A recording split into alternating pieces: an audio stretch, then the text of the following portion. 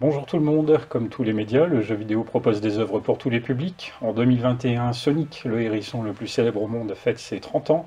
Pour célébrer cet anniversaire, je vais vous présenter Sonic Mania, un jeu qui mélange le meilleur d'avant et de maintenant. C'est parti pour le bibliogame du jour.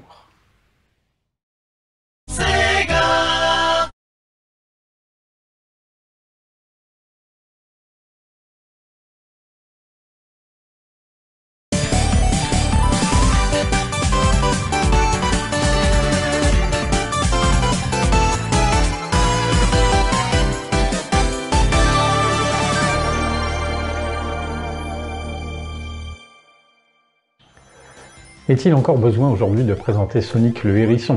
Le personnage dessiné par Naoto Oshima et mis en scène par Yuji Naka est désormais une figure emblématique de la pop culture. Il a fait sa première apparition dans Sonic the Hedgehog en 1991 sur la Mega Drive de Sega. Le succès est au rendez-vous et constitue alors une alternative solide face à l'indétrônable plombier moustachu de Nintendo qui règne à l'époque sans partage sur le marché du jeu vidéo sur console. Durant 3 décennies, les nombreux jeux Sonic connaîtront des hauts et des bas, mais Sonic Mania fait clairement partie du haut du panier. Quelques années auparavant, en 2010, sortait Sonic 4, un jeu qui, à l'image de son titre, se voulait être une suite officielle et qui avait alors peu ou prou les mêmes objectifs que Sonic Mania, mais le résultat s'était avéré décevant du fait d'une direction artistique et ludique imparfaite qui n'avait pas su retranscrire l'essence même des épisodes fondateurs. Sorti en 2017, Sonic Mania est un jeu qui ressemble de beaucoup plus près aux épisodes de Mega Drive des années 90, généralement très appréciés des joueurs qui les ont connus, tant dans ses graphismes que dans sa jouabilité et garantit un feeling rétro fidèle et donc appréciable. Sonic, Tails et Knuckles vont devoir en découdre avec l'infâme Dr Eggman et sa clique de robots mal intentionnés, mais ce modeste scénario à base de brèches dimensionnelles n'est qu'un prétexte pour justifier les retours dans le passé. Parmi les 12 mondes proposés dans le jeu, 8 d'entre eux sont en effet issus de ses prédécesseurs comme Green Hill de Sonic 1, Chemical Plant de Sonic 2 ou encore Flying Battery de Sonic & Knuckles. Si à plusieurs reprises le jeu vous permettra de profiter pleinement de la vitesse du hérisson, Sonic reste avant tout un jeu de plateforme dans lequel vous devrez sauter, éviter des pièges et frapper des ennemis en vous mettant en boule. Bien entendu, le hérisson bleu ne serait rien sans ses anneaux. Si vous vous faites toucher alors que vous n'en avez pas, vous perdrez une vie, mais si vous parvenez à en récolter 100, alors vous en gagnerez une. En complément des anneaux, le joueur pourra trouver ici et là des bonus de protection qui, en plus de vous préserver de la perte de vos anneaux, vous gratifiera d'un pouvoir supplémentaire comme être insensible aux flammes, aimanter les anneaux à proximité ou encore pouvoir respirer indéfiniment sous l'eau. Toujours en référence aux années 90, lorsque Sonic touche un point de sauvegarde avec 25 anneaux ou plus, il peut entrer dans des stages bonus directement issus de Sonic 3.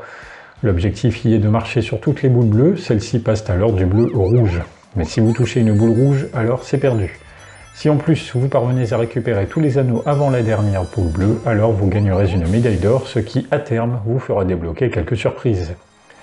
Enfin, les anneaux géants cachés dans les différentes zones, et qui avaient également fait leur apparition dans Sonic 3, sont autant d'accès à des niveaux spéciaux inspirés de Sonic CD dans lesquels il faut collecter là encore un maximum de boules bleues pour augmenter votre vitesse, et ainsi rattraper l'OVNI qui détient une des 7 émeraudes du chaos. Votre ennemi ici sera le temps qui s'écoule, chaque anneau récupéré rajoutant une seconde. Comme depuis Sonic 2, la collecte de ces émeraudes est essentielle pour atteindre la vraie fin du jeu car Sonic pourra alors se transformer en Super Sonic et devenir quasi invincible. Ces différents stages bonus sont presque des jeux dans le jeu et ont le mérite de varier les plaisirs, mais attention, car ils ne sont pas simples. À ce stade, on pourrait penser que Sonic Mania tient du simple remake ou best-of, mais en réalité il s'agit d'une véritable suite qui s'affranchit des limites techniques de l'époque pour mieux agrandir les niveaux et enrichir l'aventure. Dès la première zone, vous allez vite vous rendre compte que finir le stage en moins de 30 secondes, comme cela était faisable à l'époque, sera ici impossible. De plus, 4 mondes complètement nouveaux vont se présenter sur votre route, Studiopolis et son petit côté hollywoodien, Mirage Saloon et son ambiance western, l'enneigé Press Garden et le stage final Titanic Monarch. Ces 4 zones originales et inventives permettent de renouveler encore un peu plus une variété des univers déjà bien fournis. La variété est également de mise du point de vue musical, puisque chaque niveau est accompagné par 2 thèmes, un premier qui est un remix des morceaux d'origine, tandis que le second est un morceau original composé par Ty Lopez. Sonic Mania est assez simple d'accès, vu qu'il n'utilise très majoritairement qu'un seul bouton. La difficulté est progressive et saura donc s'adresser aussi bien aux novices qu'aux joueurs aguerris. On l'a en partie vu auparavant, le jeu est riche et relativement long pour le genre. Les combats contre les boss sont un poil nombreux, mais eux aussi parviennent à se renouveler sans cesse. Cela va même jusqu'à affronter le Dr Eggman sur une partie de Puyo Puyo, jeu de réflexion ressemblant à Tetris, dont le premier volet a vu le jour en 1991.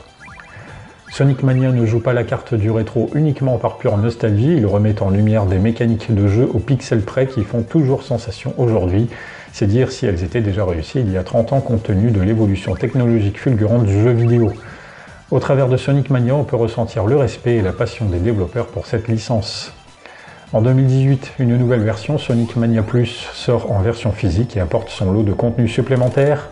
2 nouveaux personnages jouables, Mighty et Ray, issus du jeu arcade Sega Sonic the Hedgehog sorti en 1993, un mode encore avec des niveaux retravaillés, un stage bonus façon flipper et un mode compétitif jouable à 4 joueurs. De quoi renouveler l'intérêt déjà grand pour ce jeu, car non seulement Sonic Mania est l'un des meilleurs jeux Sonic de toute la saga, mais il est tout simplement un excellent jeu de plateforme.